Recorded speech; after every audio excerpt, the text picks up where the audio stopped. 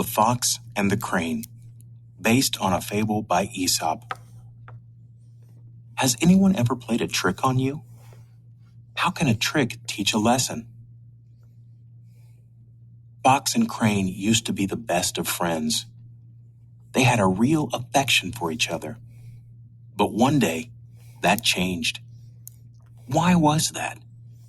Well, as you know, foxes are sly and tricky, and this fox was as crafty as the next.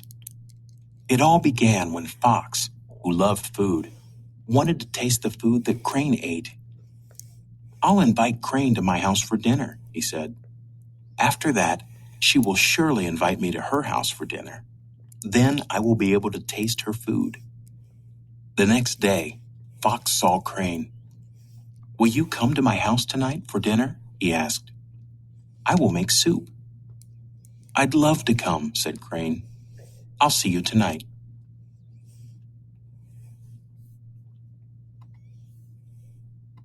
That night, Crane arrived for dinner.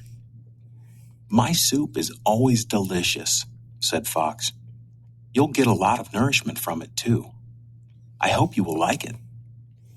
But Tricky Fox did not really want Crane to eat the soup. He wanted it all for himself. So Fox came up with a crafty plan.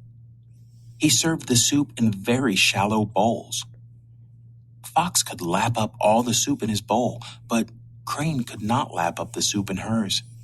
She twisted her long neck this way and that way, but all she could do was dip the end of her long bill in the bowl. No matter how she tried, she could not eat the soup.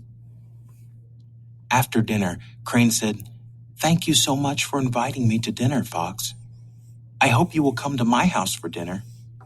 In fact, why don't you come tomorrow night?" "Wonderful," said Fox. "I will see you then." After Crane left, Fox enjoyed the rest of the soup. Then he smiled. "Now I will get to taste Crane's food, and I did not have to share my own."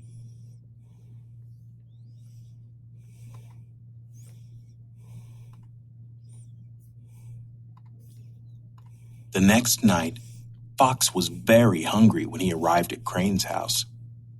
Crane had made fish stew. It smelled so good that Fox began to crave some right away. "Now it is my turn to feed you, Fox," said Crane. "My fish stew is always delicious. I hope you will like it." Fox sat down, and Crane served the stew. But she served it in tall jars with long and narrow necks. Crane could pull out the pieces of fish with her long bill. She ate all the stew in her jar. Fox, though, could not get his mouth into the neck of the jar. He twisted his head this way and that way to seek pieces of fish, but no matter how he tried, Fox could not get them.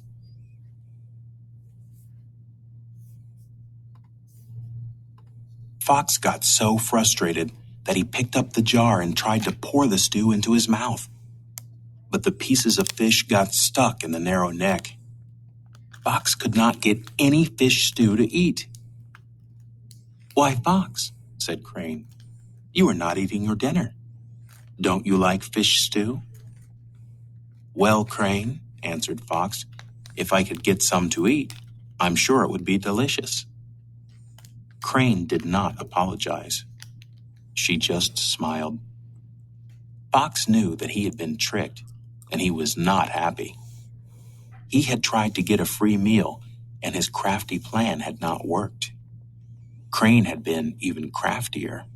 She had tricked Fox. But what could Fox expect?